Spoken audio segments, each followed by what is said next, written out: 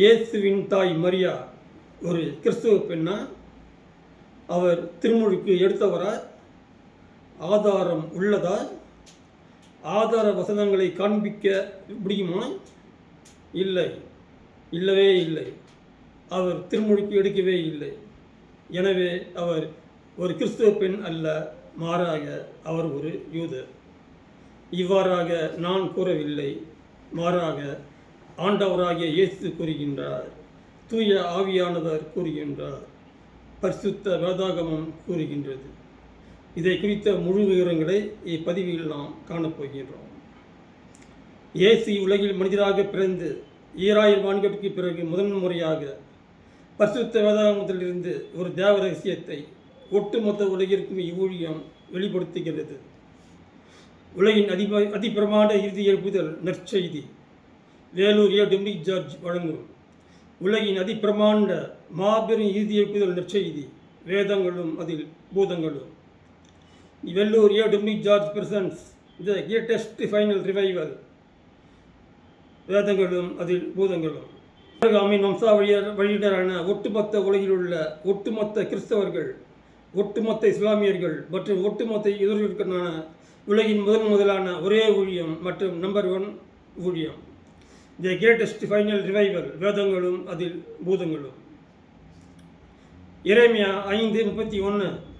இறைவாக்கினர் பொய்யை இறைவாக்காக உரைக்கின்றனர், குருக்கள் தங்கள் விருப்பப்படியே அதிகாரம் செலுத்துகின்றனர், இதே என் மக்களும் விரும்புகின்றனர், ஆனால் முடிவில் என்ன செய்வார்கள்? 6:13. ஏனெனில் சிறியோர் முதல் பெரியோர் வரை அனைவரும் கொள்ளை லாபம் தேடுகின்றார்கள், இறைவாக்கினர் முதல் குருக்கள் வரை அனைவரும் ஏமாற்றுவதையே தொழிலாக கொண்டுள்ளார்கள். 8:9. ஞானிகள் வெட்கமடைவர், திகுற்று பிடிபடுவர், ஏனெனில் அவர்கள் ஆண்டவரின் வாக்கை புறக்கணித்தார்கள். இதுதான் அவர்களின் ஞானமா?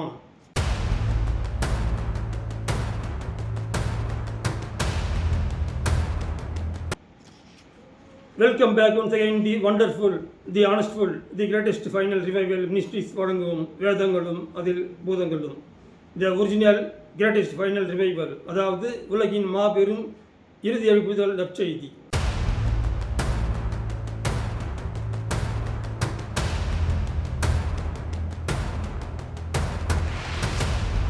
இறைமகன் இயேசுவின் நாமத்தில் இவ்வூழியத்தை கடந்திருக்கும் அனைவருக்கும் ஸ்தோத்திரங்களை தெரியப்படுத்திக் கொள்கிறேன். இந்த ஊழியத்தின் சார்பாக உங்கள் அனைவரையும் வருக என வரவேற்கின்றேன். நான் அளிக்கும் பதிவுகள் அனைத்தும் உடனுக்குடன் உங்களுக்கு வந்து சேர்வதற்கு என்னுடைய யூடியூப் சேனல் சப்ஸ்கிரைப் செய்யவும், தொடர்ந்து அருகில் இருக்கும் பெல் பட்டனையும் தவறாமல் அழுத்தவும். இந்த ஊழியத்தின் பெயர் கடைசி கால இறுதி எழுப்புதல் நற்செய்தி. இந்த யூடியூப் பதிவுகளின் பெயர் வேதங்களும் அதில் பூதங்களும். இப்பதிவின் தொடர் எண் 5. ஏன்னா இதுக்கு முன்னாடி 4 கொடுத்திருக்கிறேன்.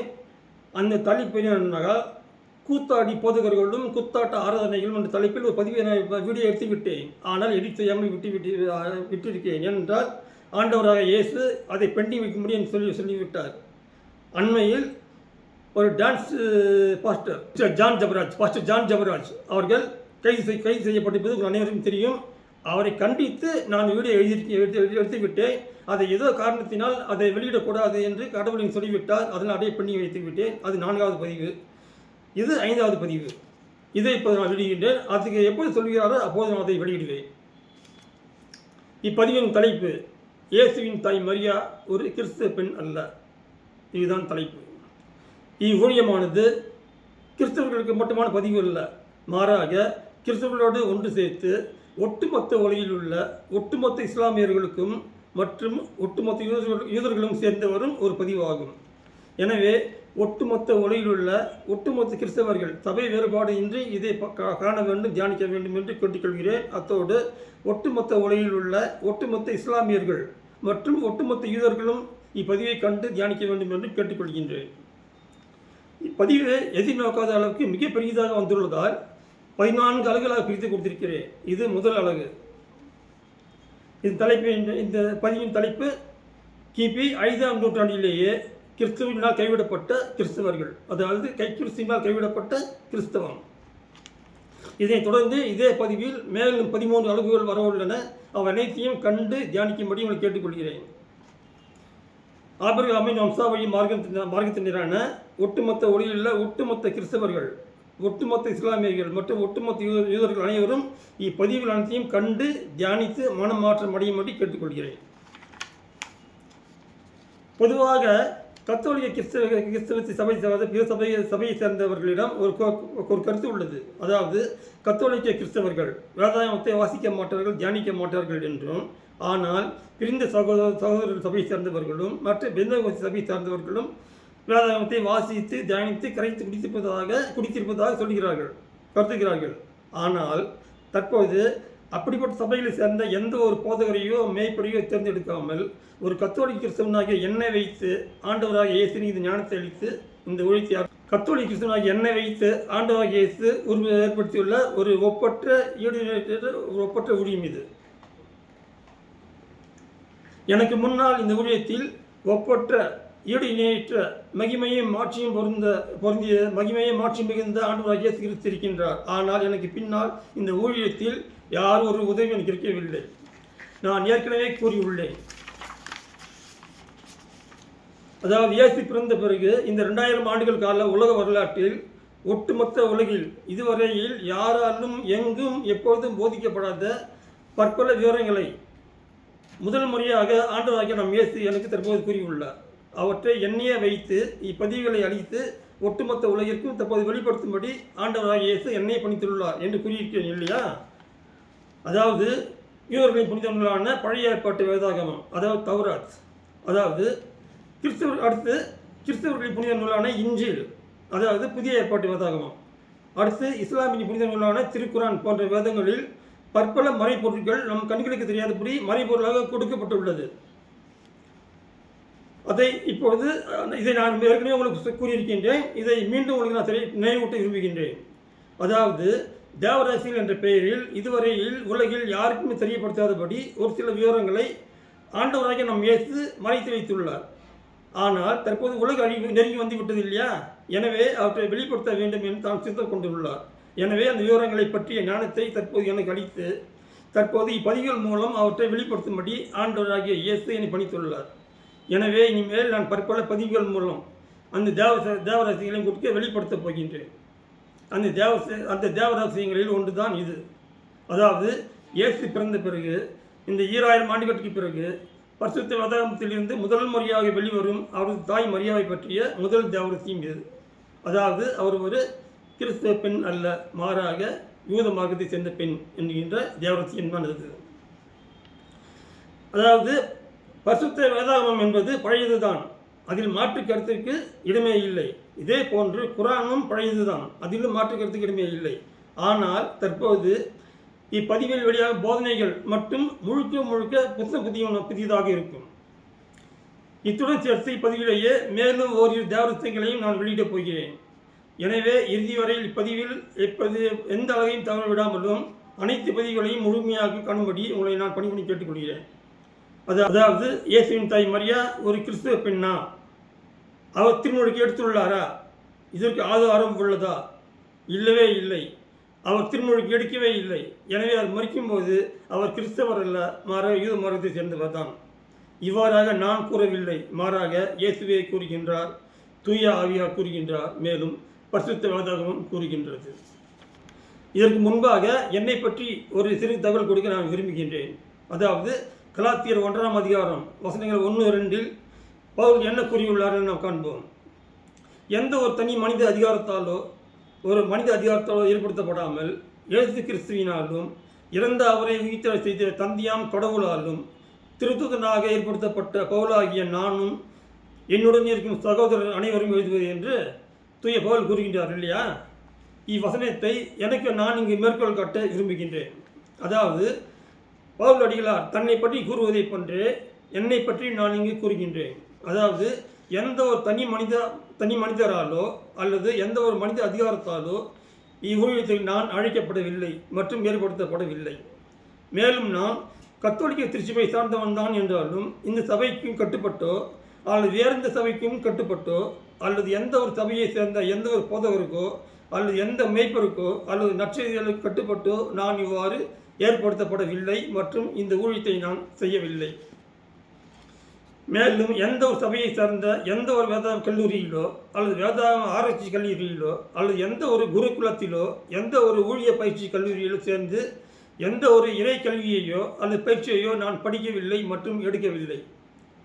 மாறாக மேற்கண்ட வசனத்தில் பவுல் கூறியுள்ளது போன்று இயேசு கிறிஸ்துவினாலும் இறந்த அவரை உயிர்த்தெழ செய்த தந்தையாம் கடவுளாலும் நான் இப்பணிக்கு நேரடியாக மட்டுமே ஏற்படுத்தப்பட்டுள்ளேன் என்பதை பணியுடன் நான் உங்களுக்கு தெரியப்படுத்திக் கொள்கிறேன். அடுத்து கலாத்தியர் 1ஆம் அதிகாரம் வசனங்கள் 11, 12. இவ்வசனங்களில் பவுல் கூறியுள்ளது போன்று தற்போது நான் அறிவிக்க இருக்கும் நற்செய்தியை குறித்து ஒரு விவரத்தை பற்றி கூற நான் விரும்புகிறேன். அதாவது நான் தற்போது பதிவுகளின் மூலம் அறிவிக்கும் நற்செய்தி மனிதரிடமிருந்து வந்தது அல்ல. எந்த மனிதரிடமிருந்தும் நான் இதை பெற்றுக்கொள்ளவில்லை.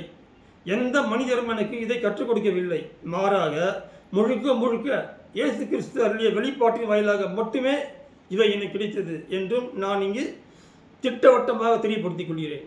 அதாவது எந்த ஒரு போதகரோ அல்லது எந்த ஒரு நற்செய்தியாளரோ அல்லது எந்த ஒரு மேய்ப்பரோ எனக்கு கற்றுக் கொடுக்கவும் இல்லை மற்றும் அவர்களிடமிருந்து நான் இதை கற்றுக்கொள்ளவும் இல்லை என்பதை உறுதிப்பட தெரியப்படுத்திக் கொள்கிறேன். ஓகேவா? சரி, இனி பதிவிற்குள் நாம் சொல்லப் போகின்றோம். இயேசுவின் தாய் மரியா பொதுவாக கத்தோலிக்க திருச்சபையின் ஒரு மிக பிரமாண்ட அஸ்திரம். அதாவது போப் தலைமையிலான கத்தோலிக்க மேய்ப்பர்களால் மிக பிரபலப்படுத்தப்பட்ட ஒரு பிரமாண்ட பாத்திரம். அதாவது மரியா பழைய ஏற்பாட்டு காலத்தின் உடன்படிக்கை பேழையாம். அடுத்து புதிய ஏற்பாட்டு காலத்தில் விண்ணுக்கும் மற்றும் மண்ணுக்கும் பேரரசியாம். இப்படியாக போப் தலைமையிலான கத்தோலிக்க கிறிஸ்தவ மேய்ப்பர்கள் கூறுகின்றனர். ஆனால் இப்படியாக பரிசுத்த வேதாகமம் கூறுகின்றதா? இல்லவே இல்லை. ஆனால் பரிசுத்த வேதாகமம் அவரை பற்றி என்ன கூறுகின்றது தெரிகிறதா? அதாவது இயேசுவின் தாய் மரியா ஒரு கிறிஸ்தவ பெண்ணே அல்ல, மாறாக அவர் ஒரு யூதர். அதாவது அவர் மரிக்கும் வரை அவர் திருமுழுக்கு எடுக்கவே இல்லை.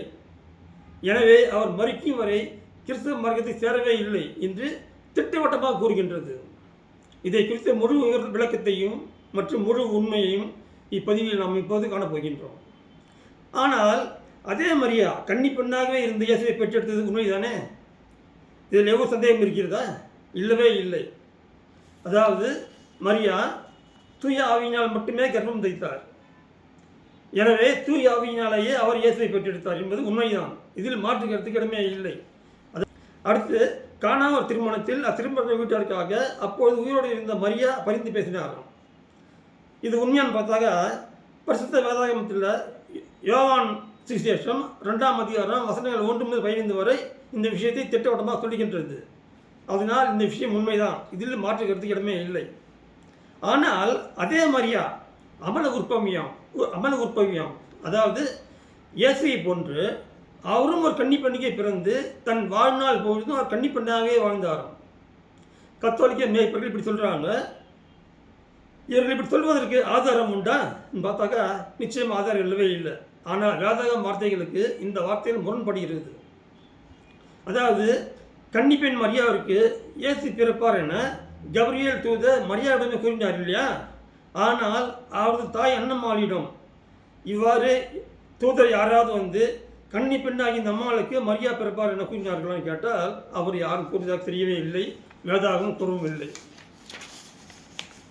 மேலும் இவ்வுலகில் ஆண் மற்றும் பெண்ணுக்கான அந்தரங்க உறவு இல்லாமல் பிறந்தது ஆண்டவராக இயேசு மட்டுமே, வேறு யாரும் இல்லவே இல்லை.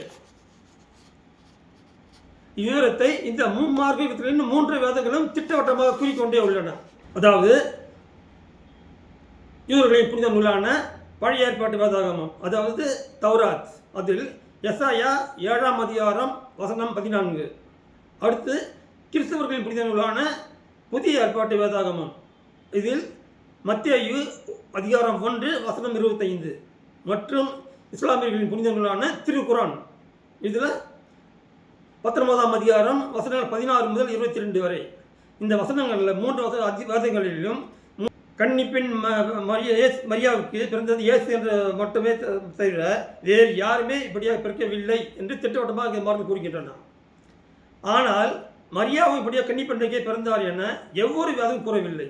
மாறாக நம்ம கத்தோலிக்க ஊழியர்கள் மட்டுமே இவ்வாறு கூறிக்கொண்டுள்ளனர். எனவே இது முழுக்க தவறான போதனை என்ற உண்மையை அவர்களே அறிய வேண்டும். அடுத்து அடுத்து மரித்து அடக்கம் செய்யப்பட்ட அன்றே இயேசுவின் தாய் மரியா உயிரோடு எழுந்து விட்டாராம். அடுத்து உயிர் தெழுந்த உடனே அவர் ஆன்ம சரீரத்துடன் பரலோகத்துக்கு சென்று விட்டாராம். மேற்பர்கள் இவ்வாறு சொல்லுகிறார்கள். இவ்வாறு கூறுவது ஆதாரம் உள்ளதான்னு பார்த்தாக்கா அதுக்கும் ஆதாரம் இல்லவே இல்லை. அடுத்து அவர் விண்ணுக்கும் மண்ணுக்கும் அரசியாக முடிச்சுட்டப்பட்டாராம். இப்படியாக மேற்பர்கள் சொல்கிறாங்க. இதுக்கு ஆதாரம் உள்ளதான்னு பார்த்தாக்கா இதுக்கும் ஆதாரம் இல்லவே இல்லை. அடுத்து விண்ணகத்தில் இருந்தபடியே அவர் தற்பொழுது இந்த உலகில் உயிர் வாழ்ந்து கொண்டு நமக்காக பரிந்து பேசுகிறாராம். இயேசுகிட்ட பரிந்து பேசுகிறாராம். இப்படியாக இந்த மேற்பர்கள் சொல்கிறாங்க. இதுக்கு ஆதாரம் உள்ளதான்னு பார்த்தாக்க இதுக்கும் ஆதாரம் இல்லவே இல்லை. அடுத்து அங்கிருந்து அவ்வப்போது இந்த உலகத்துக்கு வந்து நம்ம தமிழ்நாட்டில் வேளாங்கண்ணி இருக்கு இல்லையா, வேளாங்கண்ணி, அதே போல் பிரான்ஸ் நாட்டில் இருக்கிற பாத்திமா, அடுத்த லூர்து நகர், கர்மேல் மற்றும் மெக்சிகோரியா உட்பட உலகில் உள்ள கிட்டத்தட்ட 293 இடங்களில் அவ்வப்போது வந்து காட்சியளித்து பற்பல அற்புதங்கள் மற்றும் அதிசயங்கள் செய்கிறாராம் இந்த மரியா. இப்படி சொல்கிறது உண்மைதான். ஆனால் அது எந்த அளவுக்கு உண்மைன்னு பார்க்கணும். அதாவது இப்படி வந்து காட்சி அளித்து அற்புதம் செய்கிறது மரியாதான்னு சொல்லிட்டு கத்தோலிக்க கிறிஸ்தவ மேற்பர்கள் சொல்கிறாங்க.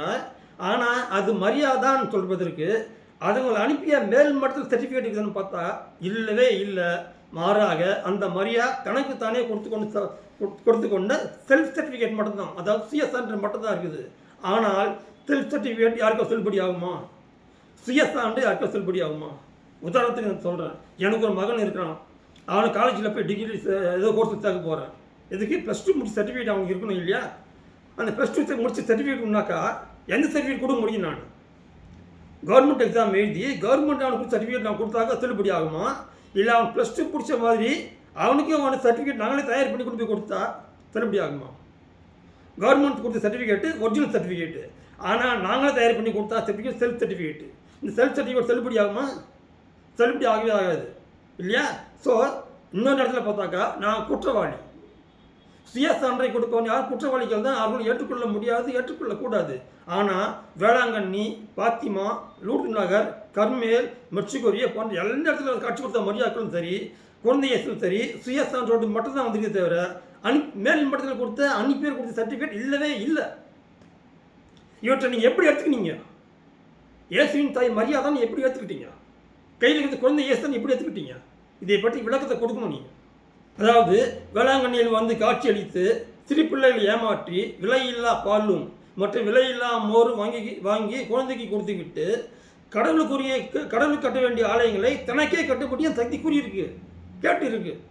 அதையும் நீங்கள் ஏற்றுக்கிட்டு கடவுளுக்கு கட்ட வேண்டிய ஆலயங்களை அந்த மரியாதை நீங்கள் கட்டியிருக்கீங்க. How it is possible? How it is possible? இது ஏற்றுக்கொள்ளக்கூடிய காரியமா? சிந்தித்து செயல்பட்ட நடந்த காரியமா? அந்த மரியாதை மேல் மட்டத்தில் கொடுத்த சர்டிஃபிகேட் இருக்கா? இல்லவே இல்லை. தனக்கு தானே கொடுத்து சர்டிஃபிகேட் மட்டும் தான் இருக்குது. அந்த சான்று எப்படி ஏற்றுக்கொள்ளப்பட்டது? யாரால் ஏற்றுக்கொள்ளப்பட்டது? இதுக்கு விளக்கம் கொடுக்க போகிறது யார்? அடுத்து அந்த மருத்துவ மரியாதையிடம் நாம் விண்ணப்பங்களை விண்ணப்பித்து நாம் ஜெபிக்கும் போது இயேசுவிடம் நமக்காக இவர் பரிந்து பேசி அவரிடமிருந்து அற்புதங்கள் மற்றும் அதிசயங்கள் பெற்று நமக்கு கொடுக்கிறாராம். கத்தோலிக்க மேற்பர்கள் இவ்வாறு கூறுவதற்கு பரிசுத்த வேதாகமத்தில் ஆதாரம் உள்ளதான்னு பார்த்தா இல்லவே இல்லை. இவ்வாறு மறுத்தடம் செய்யப்பட்ட மரியாவை பற்றிய கத்தோலிக்க கிறிஸ்தவ மேய்ப்பர்கள் கூறிக்கொண்டும் அவரை பெருமை பாராட்டி கொண்டும் அவரை பற்றி பறைசாற்றி கொண்டும் இம்மரியாவிற்கு புனித பட்டத்தை அளித்துள்ளனர். மேலும் கடலுக்குரிய ஆலைகளை இவர் பெயரில் அமைத்து இவருக்கு சிறுமுறை செய்து வைத்து அவரிடம் மண்டியிட்டு முழங்கால் படியிட்டு ஜெபிப்பது, இவரை போற்றுவது, புகழ்வது, வாழ்த்துவது, வணங்குவது, ஆராதிப்பது, பொருத்தனை, காணிக்கை போன்றவற்றை செலுத்துவது, இவருக்கு மகிமை பாக்கள், வாழ்த்து பாக்கள், புகழ் பாக்கள், ஆராதனை பாக்கள், தியான பாக்கள் மற்றும் நன்றி பாக்கள் பாடுவது, ஆலய சுற்றுப்பவனி, ஊர் சுற்றுப்பவனி, உலக சுற்றுப்பவனி வருவது, அதாவது சப்பரபவனி வருவது, நாள் ஜெபிப்பது, ஜபமாலை ஜெபிப்பது, இயேசுவிற்கான ஆலயங்களை விண்ணும் மட்டும் அளவிற்கு உயரமாக கட்டி இவரது பெயரில் கட்டுவது போன்ற நடவடிக்கைகளில் ஈடுபட்டு தம்பட்டம் அடித்துக் கொள்கின்றனர். அதாவது போப் தலைமையிலான கத்தோலிக்க கிறிஸ்தவ மேய்ப்பர்கள் இவ்வாறு செய்வது மட்டுமின்றி கத்தோலிக்க கிறிஸ்தவ இறை மக்களாகிய நம்மை எப்படி செய்யும்படி இவர்கள் நம்மை வழிநடத்தி கொண்டிருக்கின்றனர். ஆனால் இம்மரியாதை குறித்து பரிசுத்த வேதாகம் என்ன குறிக்கின்றது தெரியுமா?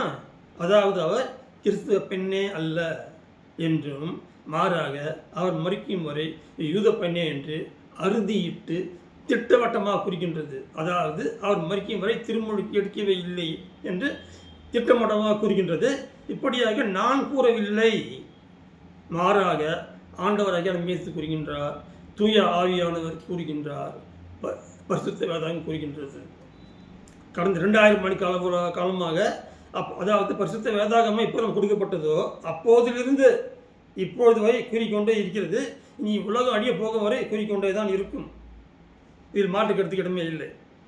ஆனால் கடந்த கிபி 5ஆம் நூற்றாண்டிலிருந்து இதுவரையிலும் பதவி வகித்த எந்த ஒரு போப்பிற்கோ, அதாவது முதல் போப்பான பேதுருவுக்கு பிறகு பதவிக்கு வந்த 2வது போப்பிற்கோ, அல்லது அவருக்கு பிறகு பதவிக்கு வந்த கார்டினல்களுக்கோ, அல்லது இவர்களுக்கு கீழ் பதவி வகித்த மேற்றானியர்களுக்கோ, அல்லது மேற்றானியர்களுக்கோ, அல்லது விக்கெட் ஜெனரல்களுக்கோ, அல்லது ரெவரண்டுகளுக்கோ, அல்லது பங்கு குருக்களுக்கோ, அல்லது உதவி பங்கு குருக்களுக்கோ என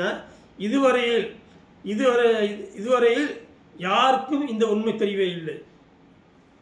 அதாவது கிபி 5ஆம் நூற்றாண்டிலிருந்து இந்த 20ஆம் நூற்றாண்டு வரை இந்த உண்மை இந்த உலகில் யாருக்குமே தெரியவில்லை.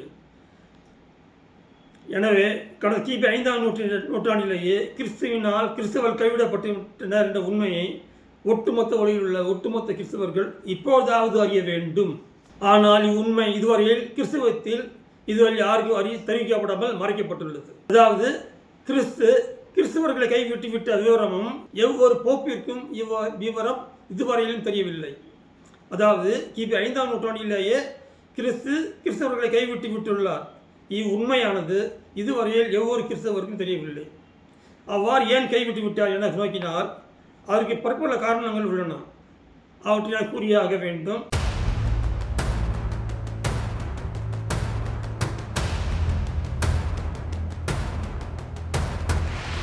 எல்லா புகழும் இறைவனுக்கே.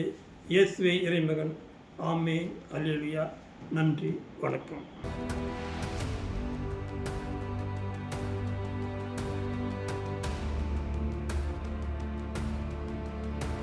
நன்றி, வணக்கம்.